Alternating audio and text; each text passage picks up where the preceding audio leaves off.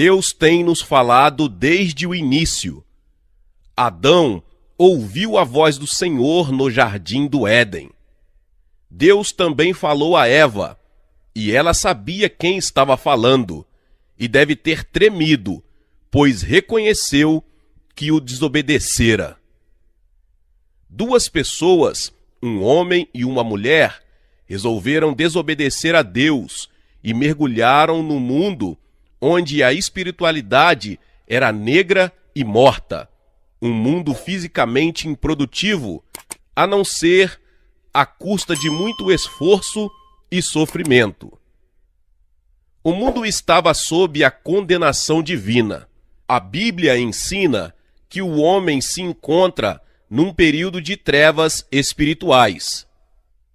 O Deus deste século cegou os entendimentos dos incrédulos, 2 Coríntios 4:4.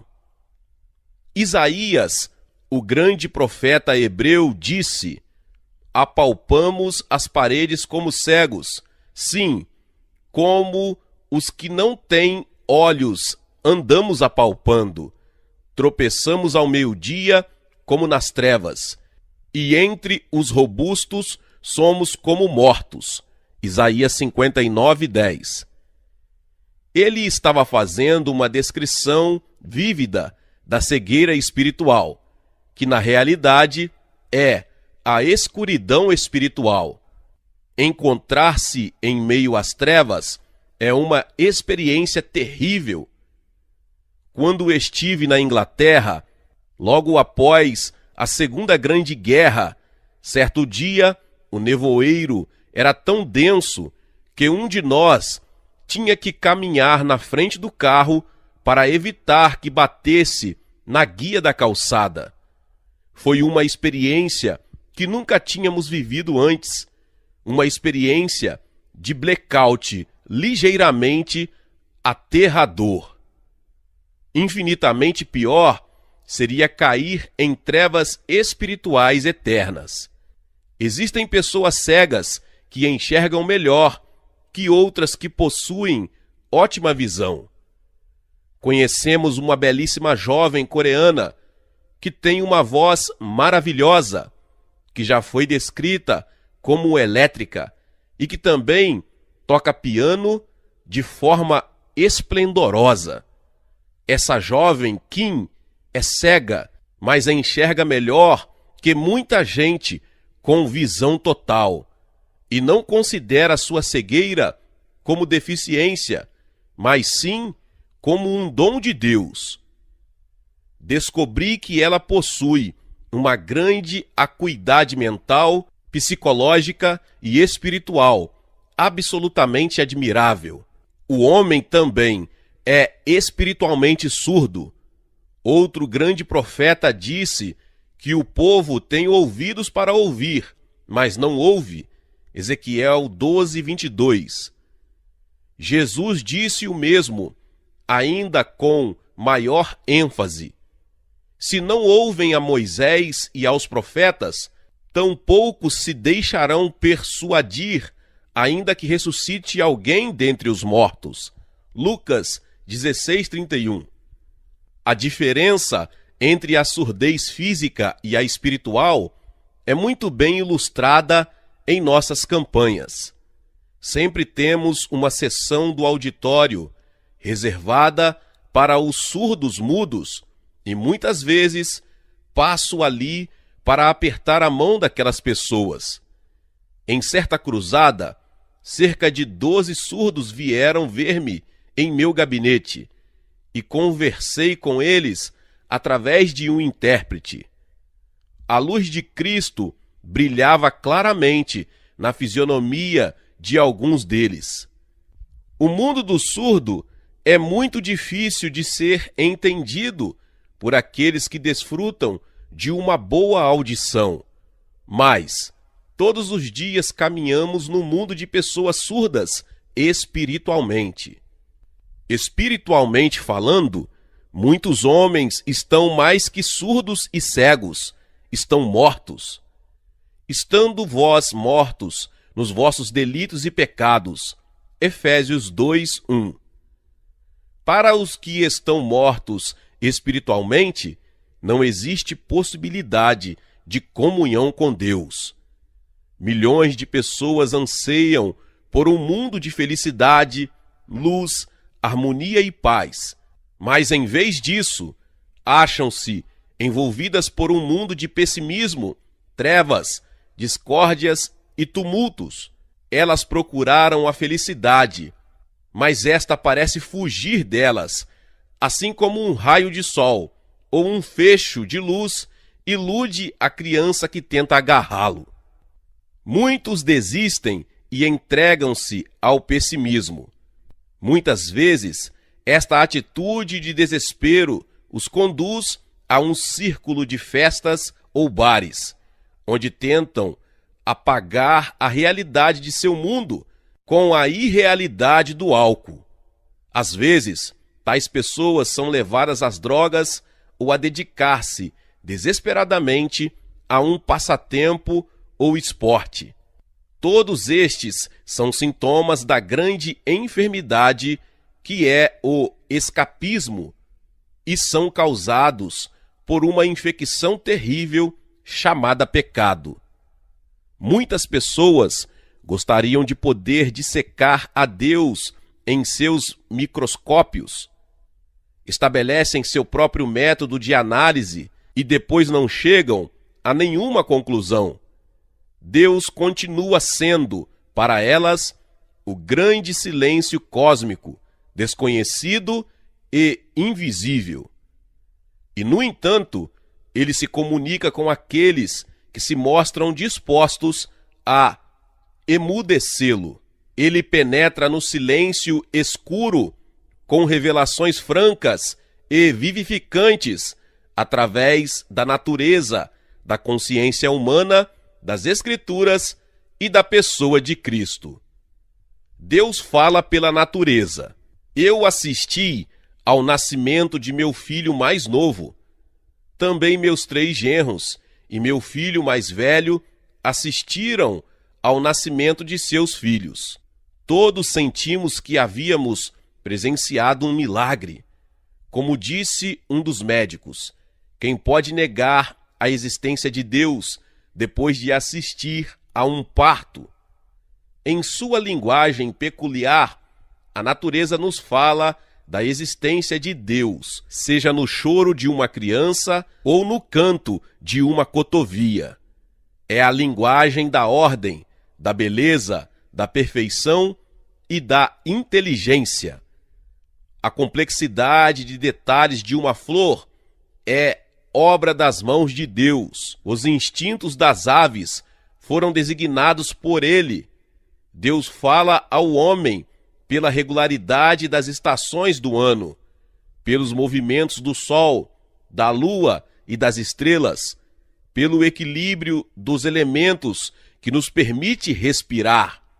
Os céus proclamam a glória de Deus e o firmamento anuncia as obras das suas mãos. Um dia discursa a outro dia, e uma noite revela conhecimento a outra noite. Salmo 19, 1 e 2. As próprias dimensões do universo sempre se constituíram num ponto incompreensível para o homem, mas, com as explorações do século XX, que lançaram o homem no espaço, nossa mente ficou ainda mais intimidada. Os cientistas que não creem em Deus devem estar completamente confusos ao constatarem como o homem é pequeno nesta Terra, que é parte de um grupo de galáxias estimadas em 100 bilhões, cada uma delas com 100 bilhões de estrelas e planetas. Juntamente com a exploração do universo, esta geração está examinando também o outro lado da escala. O microscópio eletrônico e as pesquisas bioquímicas capacitaram os pesquisadores a estudar células que são ampliadas até 200 mil vezes o seu tamanho natural. Existem tantas moléculas em uma gota de água que, se elas fossem transformadas em grãos de areia, seriam uma quantidade suficiente para pavimentar uma estrada de Los Angeles a Nova York. O apóstolo Paulo disse: porque os atributos invisíveis de Deus, assim o seu eterno poder, como também a sua própria divindade, claramente se reconhecem desde o princípio do mundo, sendo percebidos por meio de coisas que foram criadas. Romanos 1:20. Deus disse que poderíamos aprender muita coisa a respeito dele, simplesmente pela observação da natureza. E como ele se revela através do universo que criou, os homens não têm desculpas para não crerem nele. É por esta razão que o salmista afirma: diz o insensato no seu coração, não há Deus. Salmo 14:1. Deus nos fala através da natureza, mas não podemos conhecê-lo simplesmente sentando-nos debaixo de uma árvore e contemplando o céu. Ele tem outro meio de revelar-se a nós, que por vez é denominado um cicio tranquilo e suave. Deus fala pela nossa consciência. O que é a consciência? Um dicionário define-a assim: é um senso de certo e errado, ideias e sentimentos que dizem a uma pessoa quando está agindo certo e a advertem acerca do que é errado. Faça aquilo que a consciência lhe ditar. Por vezes, é um conselho sábio, mas nem sempre. Deus se revela em nossa consciência. Por vezes, ela nos ensina com mansidão, inclinando-nos para a direção certa, como um introdutor. Num teatro às escuras, nos conduz para a nossa poltrona. Outras vezes, a consciência é nosso pior inimigo, torturando-nos dia e noite, com uma inquietação agonizante. Paulo descreve a operação da consciência nos seguintes termos: quando, pois, os gentios que não têm lei procedem por natureza de conformidade com a lei, não tendo lei, servem eles de lei para si mesmos. Eles mostram a norma da lei gravada nos seus corações, testemunhando-lhes também a consciência, os seus pensamentos, mutuamente acusando-se ou defendendo-se. Romanos 2, 14 e 15. A consciência humana é como o farol do Senhor, revelando todas as suas intenções corretas. Provérbios 20 e 27. Quando compreendemos que Deus pega uma possante lanterna e ilumina com ela os recessos escuros da nossa mente, examinando não apenas nossas ações, mas também os intentos que geram tais ações, vemos claramente que ele realmente nos fala através da consciência. Até mesmo as pessoas que não são crentes percebem a existência de uma força orientadora em seu interior. Thomas Jefferson escreveu o seguinte, há quase 200 anos: o senso moral ou consciência é uma parte tão real do homem como um braço ou uma perna. Ela é dado a todos os seres humanos, em graus mais fracos ou mais fortes, assim como seus membros são mais fracos ou mais fortes. Algumas pessoas, mesmo não tendo Deus, possuem um senso de consciência mais forte do que outras. Mas aquele que tem uma consciência morta ou cauterizada é como um avião sem piloto ou um barco sem leme, e navega em rota de colisão com as circunstâncias. Por causa do pecado, a consciência pode tornar-se entorpecida e até morrer. Deus fala pelas Escrituras. A Bíblia é o livro de texto da revelação. Na grande escola de Deus, contamos com 3 livros de texto. Um chamava-se Natureza, outro Consciência e o outro As Escrituras. As leis de Deus, reveladas na natureza, nunca mudam. No livro de texto da Revelação, o que está escrito, a Bíblia, Deus nos fala com palavras. A Bíblia é o único livro que revela o Criador à sua criatura. Nenhum outro livro, produzido pelo homem, pode fazer tal declaração e apoiá-la com fatos. A Bíblia é singular em suas afirmações e ensinos e na maneira como tem sido preservada através dos séculos. Hoje em dia, muitas pessoas estão examinando livros que dizem contar as soluções para as grandes indagações da vida e da morte. Muitos desses livros são produto de religiões orientais ou da filosofia humanista. Em seu livro Evidências que exigem um veredito, Josh McDowell cita um antigo professor de sânscrito que passou 42 anos estudando a literatura oriental e disse, comparando-a com a Bíblia: coloque-os, se desejar, no lado esquerdo de sua escrivaninha, mas coloque a Bíblia Sagrada à direita sozinha, somente ela, e com uma boa separação entre os dois, pois existe uma profunda diferença entre ela e os chamados livros sacros do Oriente, um abismo que a separa dos outros de forma cabal e inconciliável para sempre, um verdadeiro vácuo que não pode ser ligado por nenhuma ciência de pensamento religioso. Os céticos atacam a Bíblia, mas depois recuam perplexos. Os agnósticos zombam de seus ensinamentos, mas não conseguem formular uma refutação intelectual genuína.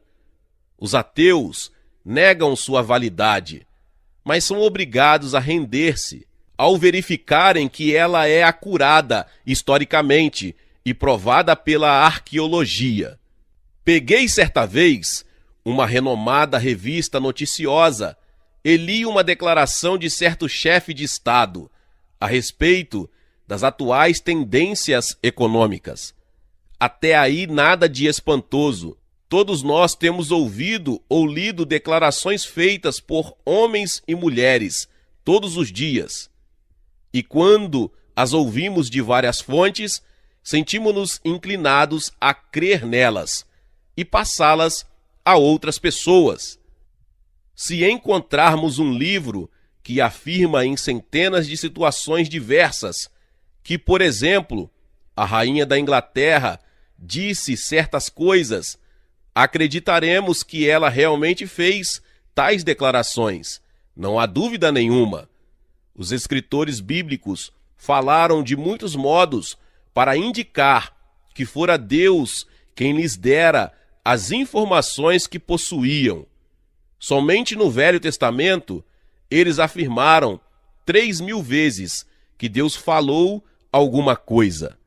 Apenas nos 5 primeiros livros da Bíblia encontramos várias frases assim: e chamou o Senhor Deus ao homem, e disse o Senhor Deus à mulher, e disse o Senhor a Noé, e Deus falou a Israel.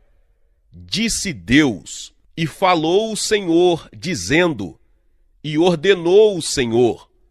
Ouvi a palavra do Senhor, diz o Senhor. Será que Deus falou a estes homens da forma como descreveram? Se não o fez, eles são os mais consumados mentirosos que o mundo já conheceu, ou então eram mentalmente perturbados. Mas será que um grande número de pessoas, residindo em regiões diferentes, muitas das quais não se conheciam, poderiam dizer mais de 3.000 mentiras com relação a um assunto apenas? E se eles se enganaram nesta questão, Por que deveríamos acreditar em quaisquer das outras coisas que disseram?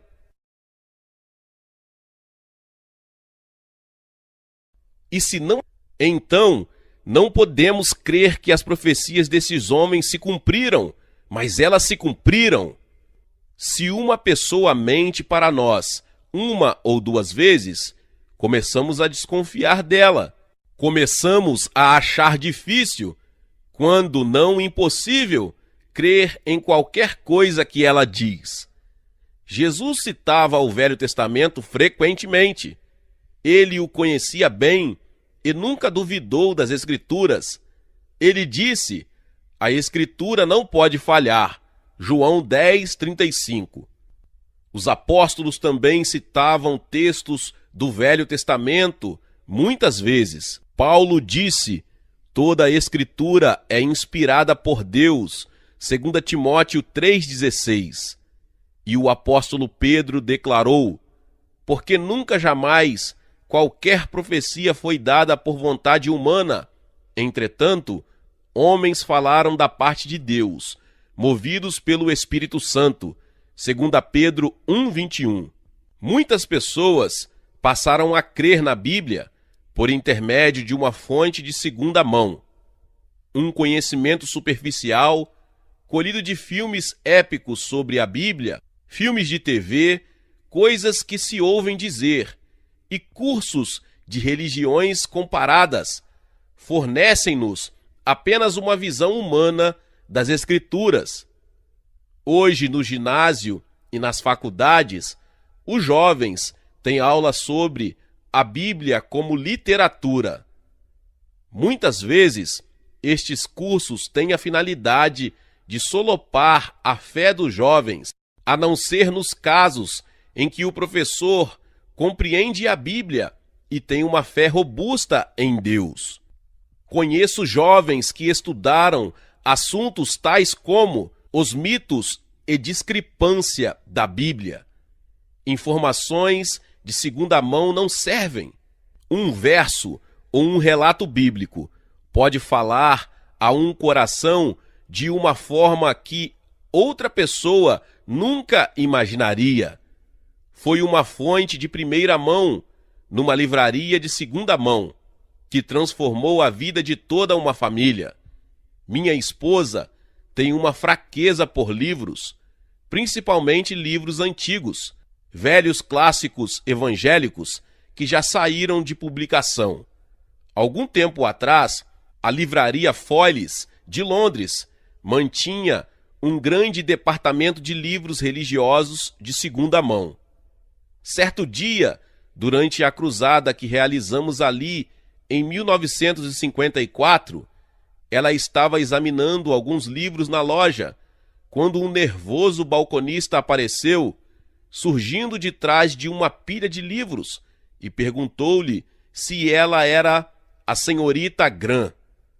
Depois que ela respondeu que sim, começou a narrar-lhe uma história de confusões, desespero e frustração. Seu casamento estava indo mal, seu lar estava desajustado e seus problemas econômicos estavam aumentando. Explicou que já lançara a mão de todos os meios de ajuda que encontrara e, como último recurso, tencionava assistir ao culto da campanha naquela noite.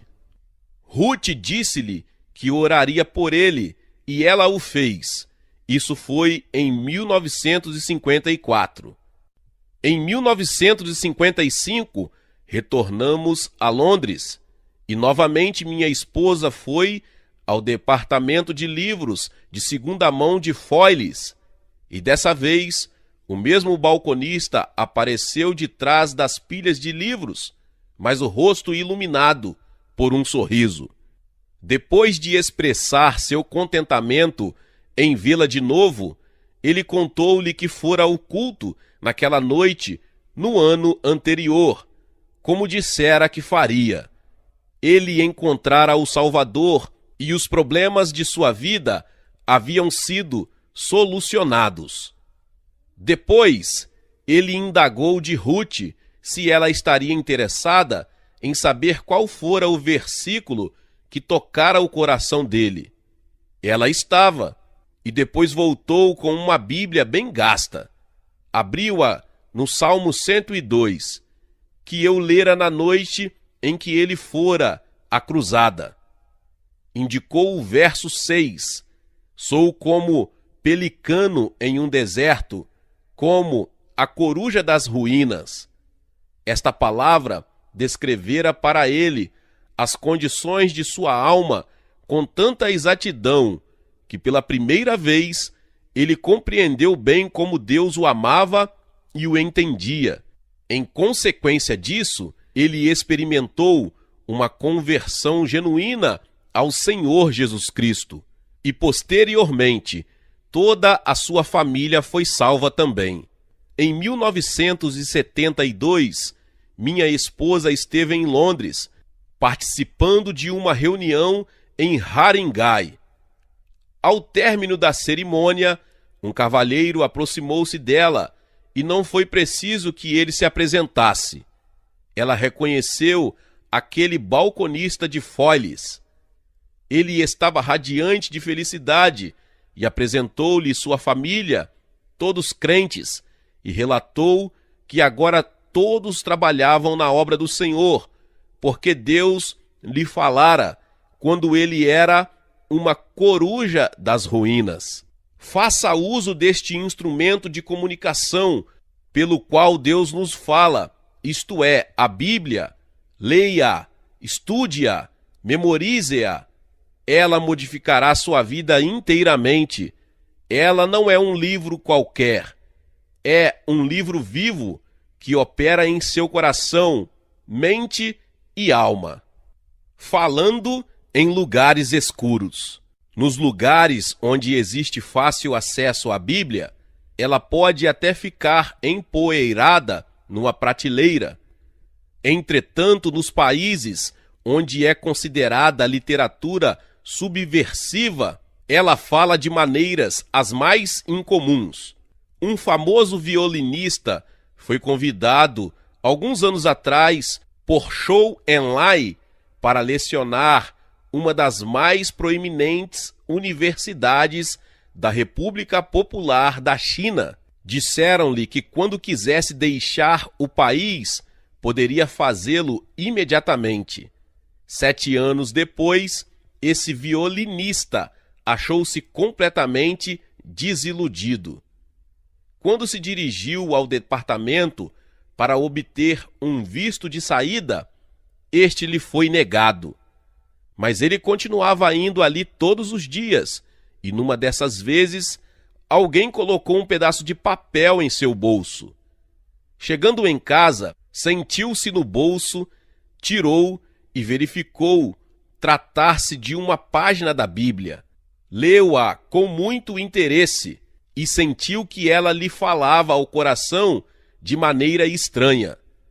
Numa das outras vezes que foi ao departamento, um homem aproximou-se dele e indagou se ele desejaria outra página da Bíblia. Respondeu que sim. E, a cada vez que ele voltava à repartição, recebia outra folha da Bíblia. E ali, na República Popular da China, ele foi convertido a Cristo. Afinal, ele conseguiu o visto de saída e foi para Hong Kong. Atualmente, ele leciona em outro país. Quando Corrie ten Boom se encontrava no campo de prisioneiros de Ravensbrück, foi o fato de ela estudar e ensinar a palavra de Deus que conservou sua mente lúcida, de modo que, quando foi libertada, encontrava-se mentalmente saudável. Muitos daqueles presos, quando foram soltos, não passaram de pobres doentes, que requeriam cuidados especiais, até que recuperassem, em parte, as condições normais. Uma experiência semelhante é contada por uma missionária que estivera presa na China pelos japoneses. Em certo campo de concentração, a penalidade para quem possuísse sequer uma porção das Escrituras era a morte. Todavia, um pequeno evangelho de João chegou-lhe às mãos, dentro de um casaco de frio. À noite, quando ia deitar-se, ela se cobria bem e com uma lanterninha lia um verso das Escrituras, depois ia dormir, memorizando aquele verso. Desse modo, depois de algum tempo, ela decorara todo o Evangelho de João. Todas as vezes que ia ao lavatório, tirava uma página do livrinho, dissolvia-a em água e sabão, atirava-a no vaso e dava descarga. E foi dessa maneira, explicou ela, que me desfiz daquele livro de João. Esta missionária foi entrevistada por um repórter do Time, pouco antes de os prisioneiros serem libertados. E depois, quando todos já saíam por acaso, esse repórter encontrava-se junto aos portões. Em sua maioria, eles iam andando aglomerados, olhos fixos no chão, quase como autômatos. Então surgiu a missionariazinha, tranquila e feliz. Um dos jornalistas presentes indagou: será que conseguiram aplicar-lhe lavagem cerebral? O repórter do Time, ouvindo aquilo, observou: Deus aplicou-lhe lavagem cerebral. A palavra de Deus, escondida no coração de qualquer pessoa, é uma voz teimosa demais para ser abafada. Ruth teve uma experiência em Londres, com ênfase no mesmo fato. Durante a campanha que realizamos em Earls County, em 1966, ela travou amizade com uma jovem hippie de Cockney. Todas as noites, quando ali chegávamos, a jovem estava esperando por Ruth. Era uma moça adorável, mas irrepreensivelmente rebelde. Durante os primeiros dias da cruzada, muitas vezes ela se assentou junto a Ruth e algumas vezes ela apenas acompanhava minha esposa até seu lugar. E foi assim que nasceu uma amizade incomum, mas duradoura. Ruth veio a saber que antes de sua conversão, a jovem fora viciada em drogas e instruiu-a para que decorasse vários versos das Escrituras que ela cria poderiam ser de grande importância para ela, como João 3,16, 1 João 1,8 e os últimos 2 versos de Judas. Numa daquelas noites, Ruth advertiu-a de que, por causa de seu passado, quando enfrentasse uma adversidade, ela se acharia diante de 2 caminhos. Um seria recorrer às drogas e o outro seguir em frente, firme em Jesus. Certo dia, durante o culto, um dos instrutores entregou à minha esposa um bilhete onde se lia: estou dopada, preciso de sua ajuda. Por favor, ajude-me. Estava assinado o nome da jovem amiga. Ruth saiu quietamente da reunião e encontrou-a a esperá-la, rosto pálido, olhos encovados, visivelmente drogada. Tendo pouca experiência com viciados, Ruth pensou que devia tratá-la como se trata um bêbado e levou-a a um estande de cal do estádio e deu-lhe um pouco de bebida. Ela não sabia que essa era a última coisa que deveria ter feito. No caminho, perguntou à jovem por que fizera aquilo e recebeu a seguinte resposta: minha melhor amiga morreu hoje de uma única dose excessiva. Ruth queria que ela ouvisse o sermão e elas se assentaram numa escada não muito distante de um alto-falante, mas a moça não estava em condições de escutar.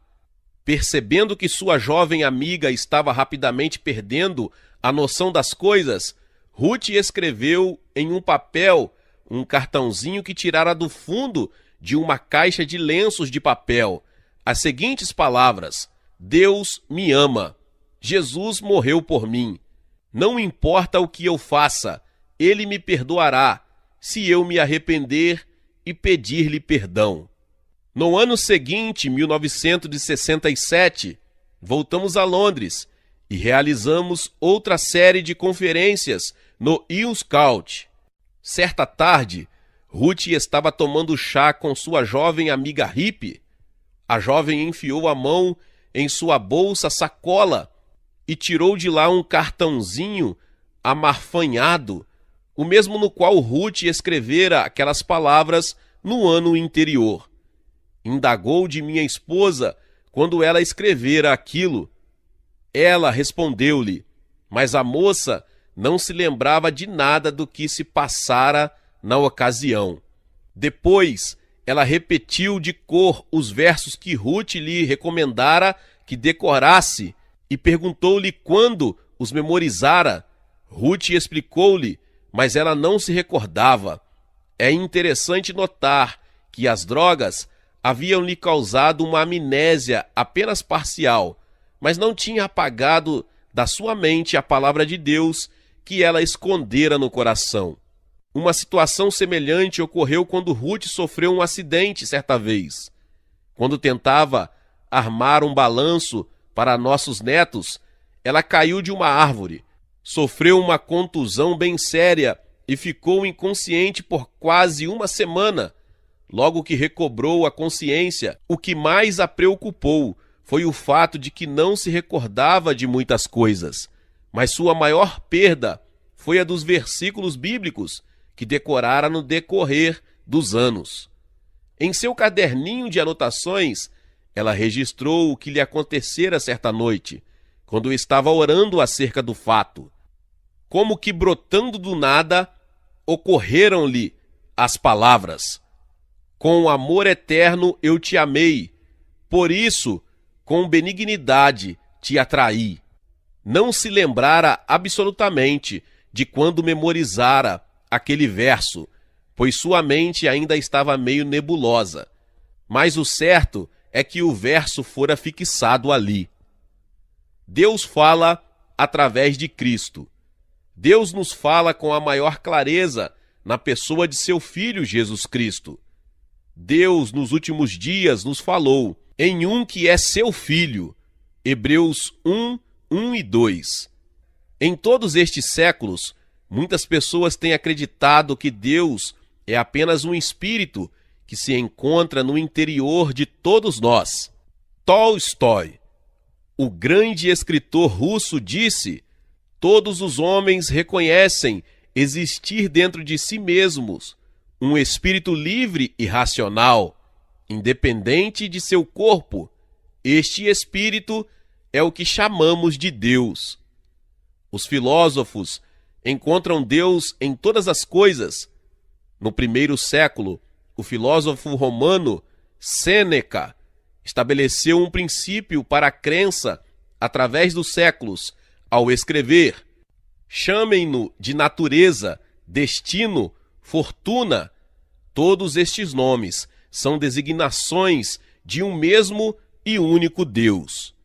Sêneca estava errado naturalmente, e com ele, milhares e milhares de pessoas têm estado igualmente erradas.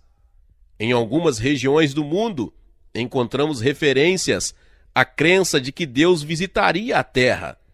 Já houve muitos homens que se declararam ser Deus. Um certo homem da Coreia, mesmo em nossos dias, tem atraído a si muitos seguidores, alegando ser o Senhor da segunda vinda. Todavia, foi somente na plenitude dos tempos, quando todas as condições eram perfeitas e todas as profecias foram cumpridas, que Deus enviou seu Filho nascido de mulher, Gálatas 4:4. Numa pequenina cidade do Oriente Médio, há quase 2000 anos, cumpriu-se a profecia de Miqueias 5:2, e Deus foi manifestado na carne. 1 Timóteo 3,16, esta manifestação veio na pessoa de Cristo. As Escrituras dizem de Cristo que nele habita corporalmente toda a plenitude da divindade, Colossenses 2:9. Esta é a forma de revelação mais completa que Deus fez ao mundo. Você deseja saber como Deus é? Tudo o que tem a fazer é olhar para Jesus Cristo. A natureza tem perfeição e beleza. No mundo material que nos cerca, vemos ordem, força e majestade. E todos estes adjetivos aplicam-se a Jesus Cristo. No trabalho de nossa consciência e na magnificência da palavra escrita, encontramos justiça, misericórdia, graça e amor. Todas estas coisas são atributos de Jesus Cristo.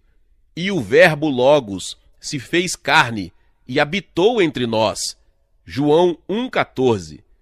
Jesus disse o seguinte aos seus discípulos e a todos nós que vivemos no século XX: credes em Deus, crede também em mim. João 14:1. Esta sequência de fé é inevitável. Se cremos no que Deus fez e no que Deus disse, devemos crer também naquele que ele enviou. Como podemos crer? O meio pelo qual entendemos as realidades da salvação é a fé. Deus não nos pede que entendamos tudo, mas ele nos diz para crermos. Estes, porém, foram registrados para que creiais que Jesus é o Cristo, o Filho de Deus, e para que, crendo, tenhais vida em seu nome.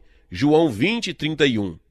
A necessidade que temos de conhecer a Deus, nossa esperança de vida eterna, o desejo de uma nova ordem social, tudo isso tem que estar associado a uma única pessoa que pode obter esses objetivos: Jesus Cristo. Quando vamos a Jesus, o desconhecido se torna conhecido e experimentamos o próprio Deus. Quando nossa vida, escura e trôpega, encontra-se com a luz da presença eterna de Deus, somos capacitados a enxergar naquele outro mundo que se estende além da confusão e frustração do mundo em que vivemos. Uma criancinha, ainda que não havia atingido a idade escolar, entrou em um labirinto de certo parque de diversões. Quando o pai percebeu que ela se afastara dele, procurou-a e encontrou-a ali, tentando achar a saída e já começando a chorar de medo. Ela estava cada vez mais confusa pelos inúmeros caminhos que via, mas por fim ouviu a voz do pai gritar-lhe: "Não chore, querida, estenda os braços e procure tatear. Você encontrará a porta, siga a direção da minha voz." E enquanto ele assim falava, a garotinha acalmou-se e pouco depois encontrava a saída e corria para os braços do pai, estendidos para ela. Deus revelou-se à raça humana que está neste planeta pequeno, através da natureza, da Bíblia, da consciência e de modo completo na pessoa de Jesus Cristo. Seja membro do canal Vinícius Siqueira e obtenha benefícios que só os membros têm. Então, você que já é inscrito no canal e ativou o sininho das notificações, logo você vê o botão Seja Membro, clique nele e obtenha os benefícios. E o primeiro benefício é que você tem uma mensagem destacada. Quando você faz um comentário aqui no canal, você tem um destaque na sua mensagem. E isso é muito importante porque você mostra para os outros que você apoia este canal. E outro benefício que você tem é que você pode compartilhar os devocionais diários, que são 365 devocionais, que são postados todos os dias aqui no canal. Existe um grupo específico e a pessoa recebe um link que é direcionado para o grupo. E nesse grupo você tem todos os devocionais de todos os dias do mês, que você recebe logo pela manhã, e você tem o benefício de compartilhar esses devocionais com os seus contatos. Esse benefício é apenas para os membros. No YouTube não tem como compartilhar os devocionais, apenas ler na comunidade do YouTube, mas quem é membro tem o benefício de compartilhar com todos os seus contatos e as suas redes sociais. Seja membro!